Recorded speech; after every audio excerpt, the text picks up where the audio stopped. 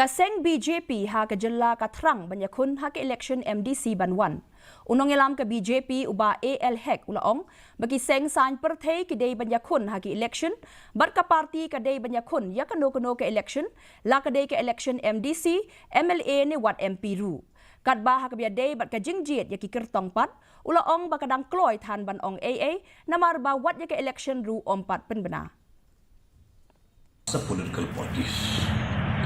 Political parties is meant to contest elections. So since we have the election, whether it is the MP election, MLA election or the MDC elections, whatever election, party should contest. Candidate to now is too early to say because not even the election is announced.